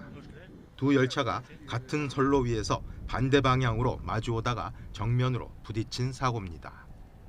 그리스 경찰은 어느 열차가 잘못된 선로로 들어섰는지 조사에 나선 지 몇 시간 만에 라리사 역장을 과실치사 혐의로 체포했습니다. 교통부 장관은 참사에 대한 책임을 지고 사임했고 사고 현장을 방문한 총리는 철저한 조사를 다짐했습니다. Ήδη ζήτησα να προχωρήσει γρήγορα στη σύσταση ανεξάρτητης και υπερκομματικής επιτροπής εμπειρογνωμόνων, που θα εξετάσει πλήρως τα αίτια του δυστυχήματος. 하지만 그리스 언론들이 인재라고 한 목소리로 보도하면서 민심은 들끓고 있습니다. 특히 피해자 중에서 연휴를 즐기고 귀향하던 대학생 등 젊은 층이 많아 분노가 커지고 있습니다. Εδώ και τώρα να διερευνηθούν όλες οι αιτίες, να μην υπάρξει καμία συγκάλυψη. 시위대는 돌을 던지고 경찰은 최루탄을 쏘는 등 시위는 격렬했습니다. 그리스 정부는 3일까지 국가 애도 기간을 선포하고 모든 공공건물에 조기를 개항하기로 했습니다. YTN 김진호입니다. 네, 나홀로 31일. 남미 아마존 정글에서 실종됐던 30대 남성이 장장 31일, 한 달 만에 극적으로 가족의 품으로 돌아왔습니다. 울창한 정글 한복판에서 어떻게 버틸 수 있었을까요? 화면 함께 보시죠. 네, 극적인 스토리의 주인공은 바로 30살 볼리비아 청년 조나탄 아코스타 씨입니다. 지난 1월 25일 친구들과 함께 아마존 정글로 사냥을 나섰다가 길을 잃었고 행방이 묘연해진 건데요. 그로부터 31일째 되던 날 자신을 찾아 나선 수색대와 극적으로 만날 수 있었습니다. 아코스타 씨는 실종 당시 딸랑 산탄총과 탄약통 한 개만 지닌 상태였습니다. 살아남기 위해 자신이 해야 했던 모든 것들이 믿기지 않을 거라고 말했는데요. 허기를 달래기 위해 벌레와 곤충을 먹었고 신고 있던 신발에 빗물을 모아 갈증을 달랬습니다. 심지어 빗물마저 없을 땐 최후의 수단으로 소변을 마셨다고 합니다. 또 제규어 같은 맹수와 조우하는 아찔한 상황도 있었는데 이렇다 보니 발견 당시에는 체중이 17kg이나 빠져 몸을 제대로 가누기 어려운 모습이었습니다. 다행히 몸에 큰 이상은 없었다고 하는데요. 가족들의 이야기 들어보시죠. Él está bien, por el momento lo están revisando, estamos esperando resultados. Ahorita voy a un rato a ver unas cosas que necesita. Pero bien, muy contentos y agradecido con Dios. Muchas gracias. 네, 기뻐하는 가족들 모습 보셨는데 자, 아코스타 씨 아직 심리적으로 불안정해 정확한 실종 경위는 알려지지 않고 있습니다. 다만 이번 일로 다짐한 게 있다고 합니다. 다시는 앞으로도 영원히 사냥에 나서지 않겠다고 말이죠. 이른바 죽음의 천사로 불리는 미 공군의 최신의 특수전 항공기가 한반도 상공에 처음으로 출격했습니다. 합참은 이례적으로 실사격 영상을 대거 공개하며 대북 경고의 메시지를 보냈습니다. 한연희 기자가 보도합니다. 미 공군의 최신의 특수전 항공기인 AC-130J 고스트라이더가 AGM-114 헬파이어를 발사합니다. 3km 상공에서 발사된 미사일이지만 오차 없이 표적을 정확히 타격합니다. 수송기를 개조해 분당 수천 발씩 포탄을 퍼붓는 것은 물론 최신 미사일과 정밀 유도 폭탄도 발사할 수 있는 AC-130J가 연례 한미 연합 특수전 훈련 티크나이프에 참가한 겁니다. 전시 적 핵심 시설을 타격하는 자산으로 운영되는데 하늘의 전함, 죽음의 천사라는 별명을 가진 최신형 AC-130J가 한반도로 출격한 것 이번이 처음입니다. 합동参谋본부는 이례적으로 AC-130J의 실사격 영상을 대거 공개했는데 합참이 공개한 영상에는 AGM-176 그리핀 미사일, 정밀 유도 폭탄뿐만 아니라 30mm 기관포와 105mm 곡사포의 포격 장면도 포함됐습니다. 김승겸 합참의장도 AC-130J가 있는 비행기지를 직접 방문해 적 핵심 시설을 한치의 오차 없이 타격하는 능력을 갖추라고 강조했습니다. 의장께서 티크나이프 훈련 현장 지도하신 것은 최근 한 20여 년 기간에는 없었습니다.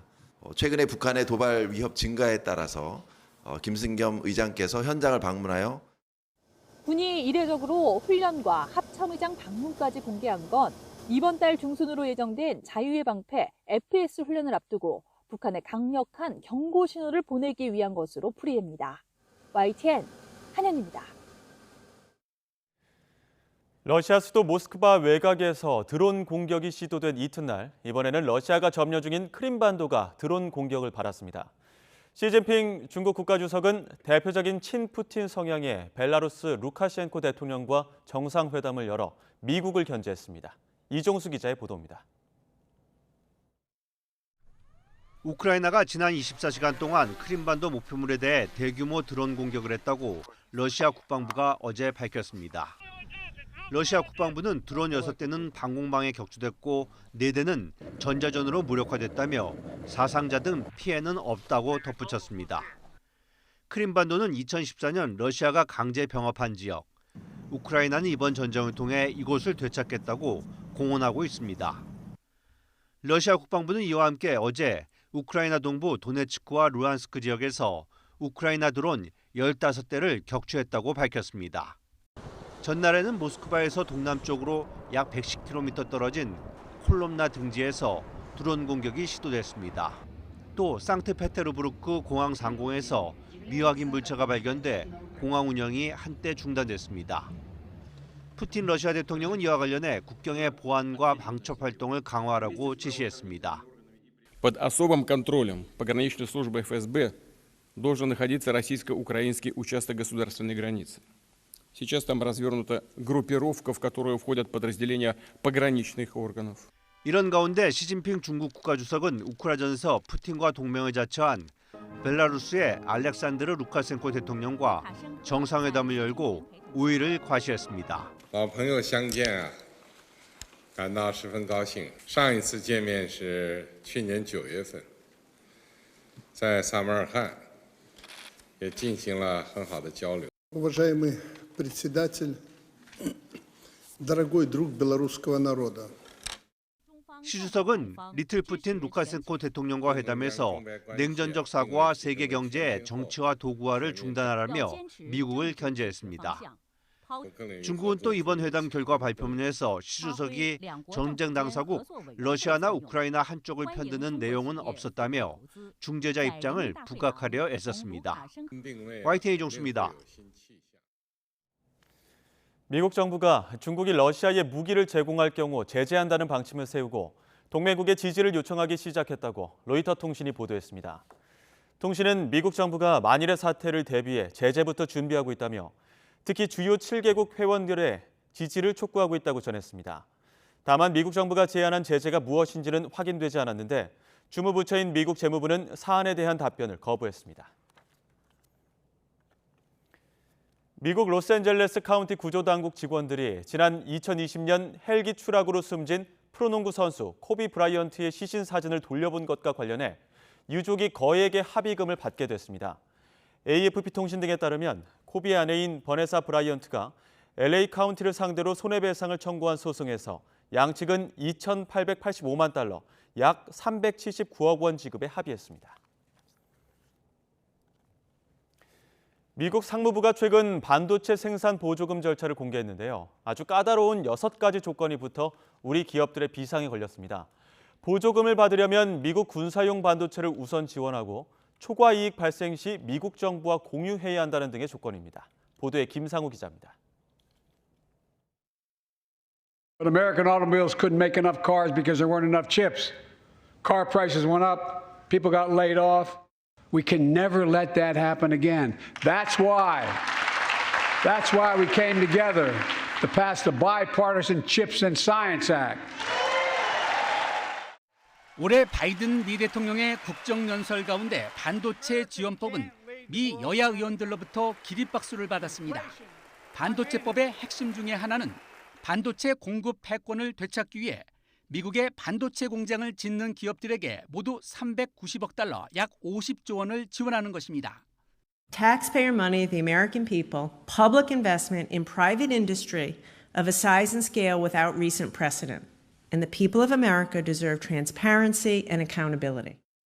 미 상무부는 혈세 지원 기준의 예를 설명하면서 국방부 등 국가안보기관에 반도체를 안정적으로 장기 공급하는 사업을 최우선 지원하겠다고 분명히 했습니다. 그러면서 경제안보 목적과 채용과 환경 등의 규제 준수 여부 등 보조금 심사 6대 기준을 발표했습니다. 내용을 꼼꼼히 들여다보면 우리 기업이 선뜻 받아들이기 어려운 장애물이 산적합니다. 기업이 예상보다 많은 이익을 거둘 경우 수익 일부를 공유하는 것은 물론 향후 보조금을 받는 국가는 앞으로 10년간 중국의 새 시설을 짓거나 기존 시설에 투자를 할 수 없는 이른바 가드레일 조항도 담겼습니다. 특히 6가지의 까다로운 기준을 맞추다 보면 사실상 영업비밀 노출도 배제할 수 없는 상황입니다. There's no free lunch, and I think that's the point of the United States government, which is if we're giving you billions of dollars, we're going to shape or we'll want to shape how you're using those funds. 중국, 러시아 등과의 글로벌 패권 전쟁이 격화하면서 미국은 지난 30년간 미국은 설계, 한국 등은 제조로 굳어진 반도체 산업의 지용도마저 흔들며 반도체 모든 분야의 패권 쟁취에 나서는 양상입니다. YTN 김상호입니다. 미국 전기차 업체 테슬라의 일론 머스크 최고 경영자가 멕시코에 새 공장을 건설한다고 확인했습니다. 우리나라와 인도네시아 등이 유치 경쟁을 벌이고 있는 아시아 두 번째 공장 건설과 관련해서는 아무런 언급이 없었습니다. 김원배 기자입니다. 일론 머스크 테슬라 최고 경영자는 현지 시간 2일 투자자의 날 행사에서 멕시코의 대규모 전기차 생산 공장인 기가 팩토리를 건설한다고 확인했습니다. Well, let's see. So this is probably the most significant announcement of the day is that we're excited to announce that we're going to be building a gigafactory in Mexico. 머스크는 멕시코 기가 팩토리에서 차세대 모델을 생산할 것이라고 밝혔지만 자세한 내용은 언급을 피했습니다. 이와 관련해 멕시코 외무차관은 테슬라가 새 공장과 관련해 투자하는 규모가 50억 달러, 우리 돈으로 약 6조 6천억 원 정도가 될 것이라고 트위터에 밝혔습니다. 테슬라의 전 세계 차량 생산, 판매, 서비스를 총괄하는 주 샤오퉁은 생산 확대를 위해 현재 가동 중인 4개의 기가 팩토리로는 부족하다며 새로운 공장들을 계속 짓겠다고 말했습니다. 그러나 구체적으로 어느 지역에서 얼마나 많은 공장이 추가 건설될지에 대해서는 밝히지 않았습니다. 우리나라와 인도네시아, 인도 등이 유치 경쟁을 벌이고 있는 테슬라의 아시아 두 번째 기가 팩토리 건설과 관련해서는 아무런 언급이 없었습니다. 테슬라 최고 재무 책임자인 자크 크커호는 현재 연간 생산 능력인 200만 대를 장기적으로 2천만 대로 늘리기 위해서는 투자를 6배 늘릴 필요가 있을 것으로 추정했습니다. 이에 따른 투자 규모는 1,760억 달러, 우리 돈으로 약 230조 원 정도로 추산되며 이를 위해 10개 차량 모델이 필요할 것이라고 전망했습니다. 이번 테슬라의 투자자의 날 행사에서는 기대를 모았던 소형 저가 차량 등 차세대 모델에 대한 소개는 없었습니다. 다만 차세대 모델의 조립 비용이 현재의 모델 3나 모델 Y의 절반이 될 것으로 기대한다고 밝혔습니다. 또 출시가 미뤄진 픽업 트럭 모델인 사이버 트럭을 연내 출시하고 내년 대량 생산에 돌입할 계획이라고 밝혔습니다. YTN 김원배입니다. 지난 1월에 소비가 2% 넘게 줄면서 석 달 연속 감소세를 이어갔습니다. 생산은 소폭 늘었지만 부진한 경기 흐름을 되돌리기에는 역부족이었다는 평가입니다. 이형원 기자입니다. 소비가 석 달 연속 줄었습니다. 지난 1월 소매 판매액 지수가 12월보다 2.1% 감소한 겁니다. 전기차 출고 지연으로 승용차 같은 내구재 소비가 줄고 따뜻한 날씨에 의복 등 준내구재 판매가 급감한 영향이 컸습니다. 여기에 식료품이나 화장품 같은 비내구재 소비까지 2% 가까이 줄었습니다. 설비 투자도 2달 연속 줄며 현재 경기를 보여주는 지수가 넉 달째 하락하는 데 역할을 했습니다. 반도체 부진이 계속되는 가운데 통신 장비와 자동차 생산이 늘어 산업 생산은 소폭 늘었습니다. 넉 달 만에 늘어난 건데 부진한 경기 흐름을 되돌리기엔 역부족이었습니다. 서비스업 생산도 높은 수준을 유지하며 전 산업 생산이 4개월 만에 증가 전환하였습니다. 다만 최근에 부진한 흐름을 되돌리는 수준까지는 미치지 못하였고 정부도 산업 생산 증가는 긍정적이지만 소매 판매 감소로 경기 불확실성이 높다고 진단했습니다. 내수 지표가 다소 주춤하는 가운데 수출 부진이 지속되면서 향후 경기 흐름의 불확실성이 높은 상황입니다. 반도체 경기의 반등이 없이는 당분간 수출 회복에 제약이 불가피한. 실제로 앞으로 경기 흐름을 예측하는 지수도 한 달 전보다 떨어져 7개월 연속 내림세를 보였습니다. YTN 이영훈입니다. 정부의 1.3 대책으로 거래가 살아나는 분위기가 일부 감지됐지만 전국적인 주택 거래는 여전히 부진한 수준인 것으로 나타났습니다. 부동산 정보제공업체 경제만렙이 한국부동산원 자료를 분석한 결과 지난 1월 전국 주택 거래량은 5만 228건으로 지난 2006년 통계 작성 이후 역대 최소치였습니다. 이는 주택 거래가 가장 많았던 2020년 7월 22만 3,118건과 비교하면 77.5%나 감소한 것입니다. 한국은행은 국제 유가와 공공요금 상승 영향으로 물가 둔화 속도가 더뎌질 수 있다고 분석했습니다. 우선 국제 유가는 중국의 경제 활동 재개로 러시아 감산 등의 영향으로 상승세를 보일 수 있다고 전망했습니다. 또 전기와 도시가스 등 공공요금도 올해 안에 추가 인상 가능성이 크다고 봤습니다. 국민연금이 지난해 역대 가장 낮은 수익률을 기록하며 80조 원 가까운 평가 손실을 본 것으로 나타났습니다. 국민연금공단 기금운용본부는 지난해 국민연금기금 운용 수익률이 마이너스 8.22%로 한 해 동안 79조 6천억 원 평가 손실을 기록했다고 밝혔습니다. 1999년 기금운용본부가 출범한 이래 가장 낮은 수익률로 이에 따라 지난해 연말 기준 적립금도 900조 원 아래로 내려가며 890조 5천억 원에 그쳤습니다. 네, 120억 원대 전세 사기 혐의로 구속이 된 이른바 건축왕 사건 피해자가 숨진 채 발견됐습니다. 자택에서는 정부 대책에 실망했다는 내용의 유서가 발견됐습니다. 취재기자 연결해 자세한 내용 알아보겠습니다. 안동준 기자. 네, 사회 일부입니다. 네, 우선 피해자가 어떻게 발견된 겁니까? 네, 건축왕의 전세 사기 피해자 30대 남성 A씨가 숨진 채 발견된 건 그제 오후 5시 40분쯤이었습니다. A씨의 지인이 연락이 닿지 않는 A씨를 이상하게 여겨 집에 찾아갔다가 발견해 경찰에 신고한 겁니다. A씨가 살고 있는 빌라는 인천 미추홀구에 위치해 있는데요. 이른바 건축왕으로 알려진 남모씨가 차명으로 소유하고 있던 빌라인 것으로 알려졌습니다. A씨는 재작년 전세금 7천만 원을 내고 이 빌라에 입주한 것으로 알려졌는데요.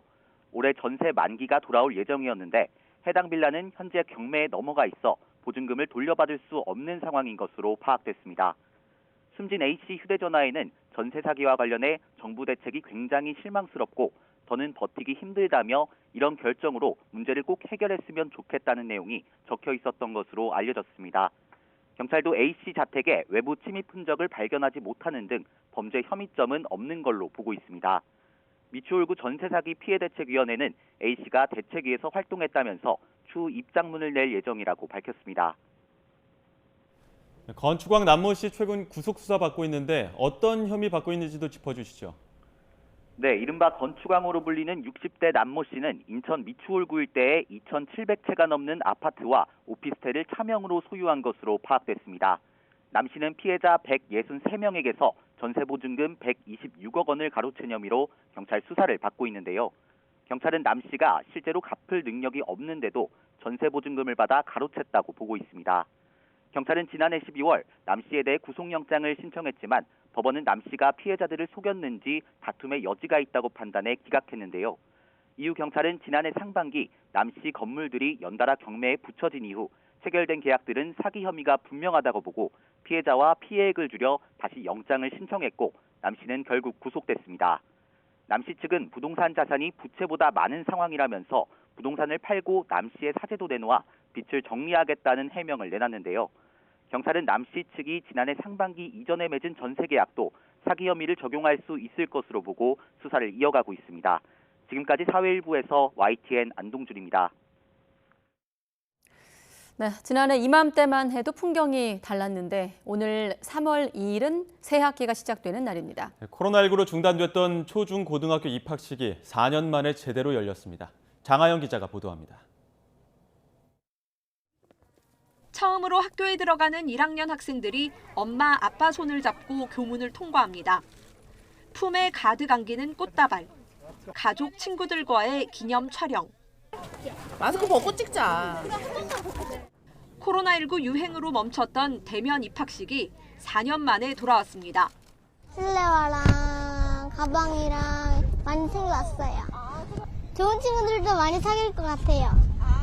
2년 전 커다란 책가방을 메고 혼자서 학교 건물로 들어가는 첫째 뒷모습을 지켜봐야 했던 둘째 학부모는 오늘이 더 특별합니다. 그때는 아무래도 이런 포토존 같은 것도 이 교문 앞에서만 할 수 있었는데 지금은 이제 자유롭게 사진도 찍고 아마 할 수 있어서 아이들한테는 좋은 추억으로 남을 수 있을 것 같습니다. 2년 전 개교한 이 학교는 강당에 다 같이 모여 입학식을 하는 게 처음입니다. 133명을 직접 맞이하는 마음이 너무나도 감개무량합니다. 실내 마스크는 해제됐지만 맨 얼굴인 사람은 거의 찾아볼 수 없습니다. 교사들이 먼저 용기를 내봅니다. 제가 이제 1학년 담임이다 보니까 조금 제 모습을 보여줘야 되겠다. 입모양이나 뭐 이런 것들, 그다음에 표정도 보여줘야 될 것 같고 애들의 표정을 봐야겠구나. 애들 눈빛만으로 소통하는 거 쉽지 않구나라는 걸 지금 다 인식하고 계셔서 정부가 마련한 방역 지침에는 급식실 칸막이와 발열 검사 의무가 해제됐지만 이 학교는 5월까지 유지한다는 자율 방침을 세웠습니다. 하지만 교실에 빽빽했던 칸막이가 사라졌듯 코로나19 유행 전 일상으로 돌아가려는 시도가 조금씩 이루어지는 모습입니다. YTN 장하영입니다. 네, 일상으로의 복귀는 반갑지만 새 학년이 시작될 때마다 우리 아이들 학교에서 잘 지낼 수 있을까 걱정되는 것도 사실인데요. 실제로 새 학기는 학교 폭력이 가장 많이 발생하는 시기이기도 합니다. 정부가 이달 말 학교 폭력 대책을 내놓기로 했는데 뭐가 어떻게 달라지는지 그리고 대처 방안은 무엇인지 김현아 기자가 보도합니다. 코로나19 이후 주춤했던 학교 폭력은 대면 수업 재개 이후 다시 증가하고 있습니다. 최근엔 언어 폭력과 성폭력, 사이버 폭력이 늘었는데 사이버 폭력은 피해 양상이 광범위하게 나타나고 있습니다. 사이버상의 폭력인데 이게 언어 폭력으로 체크했다가 어느 순간 금품갈취가 사이버상으로 이제 되어 계좌이체가 되고 학교 폭력이 가장 많이 발생하는 건 의외로 초등학생 때로 코로나19 사태로 접촉이 줄면서 또래 간 갈등 해결 능력이 크게 떨어져 우려를 키우고 있습니다. 중고생은 사이버나 성폭력 등 피해 강도가 커지는데 피해 사실을 알리지 않는 비율이 높아서 아이의 태도를 주의 깊게 살필 필요가 있습니다. 올해부터는 학교폭력 지침이 바뀌면서 학교폭력 대책심의위 개최 요청 직후 긴급 구제나 가해자 긴급 선도 조치도 가능해집니다. 다만 교사의 적극적인 학생 지도는 여전히 한계가 있을 가능성이 큰데 지난해 법 개정으로 교사의 생활 지도권이 부여됐지만 이를 실제로 뒷받침할 면책 조항 등 세부 법령과 지침이 아직 마련되지 않았습니다. 아들 간의 다툼을 생활 지도하고 그 생활 지도하는 교사를 아동학대로 신고하고 그 과정 중에 교사는 교육활동 침해 행위를 주장하는 케이스를 굉장히 많이 보고 있습니다. 이달 말에 나올 추가 대책은 학교폭력 가해자에게 대입 정시에서도 불이익을 주고 정순신 변호사처럼 가해자 측이 소송으로 시간을 끌 때의 대책 등이 담길 전망입니다. 피해자 보호와 치유를 확대하고 가해 학생 학부모에 대한 상담 강화 등도 검토하고 있는데 많이 거론되고 있는 가해자와 피해자 즉시 분리기간 연장 등은 실제 학교 현장에선 시행하기 어려운 점들이 많아서 좀 더 세밀한 논의가 선행돼야 한다는 지적입니다. YTN 김연아입니다.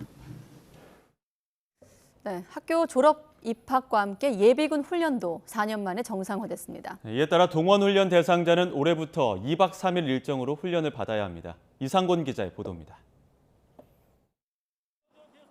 예비군들이 분대장 지시에 따라 일사불란하게 전진합니다. 잠시 뒤 방아쇠를 당겨 목표물에 페인트탄을 명중시킵니다. 사격장에서는 실탄 사격이 한창입니다. 총알을 연달아 발사하자 관역에는 구멍이 뻥뻥 뚫립니다. 예비군 훈련이 4년 만에 정상화됐습니다. 코로나19로 중단됐던 예비군 훈련은 지난해 6월부터 재개돼 그동안 축소 시행돼 왔습니다. 올해 첫 예비군 훈련은 전국 11개 훈련장에서 동시에 진행됐습니다. 제대 이후 첫 소집 훈련을 받은 예비군은 실전 훈련에 긍정적인 반응을 보였습니다. 네, 원격으로 들으니까 사실 감흥이 없어가지고 조금 긴가민가 했었는데 직접 와보니까 훨씬 좋은 것 같습니다. 그리고 사격장에서 이렇게 사격을 하는 것도 훨씬 더 이렇게 예비군 군기에도 좋은 것 같습니다. 코로나19가 안정세를 보이지만 일부 방역 조치는 유지됐습니다. 건강 이상자나 검사 희망자는 입소 전 신속항원 검사를 받을 수 있고 실내 마스크 착용은 강력히 권고됐습니다. 동원훈련도 올해부터 2박 3일 방식으로 정상 운영되는데 지난해 의무 원격 교육을 이수하지 않은 예비군에게는 과목 수에 따라 추가 소집 훈련이 부과됩니다.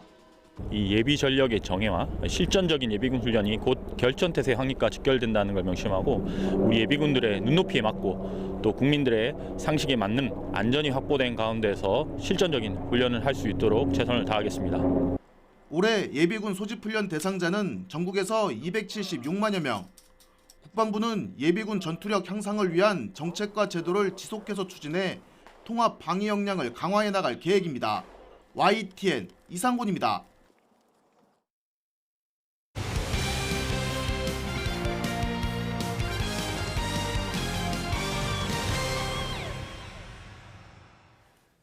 WBC 대표팀이 처음으로 완전체 훈련에 나섰습니다. 취재기자 연결해 자세한 내용 알아보겠습니다. 이지은 기자. 네, 서울 고척돔에 나와 있습니다. 네, 드디어 대표팀 다 모인 겁니까?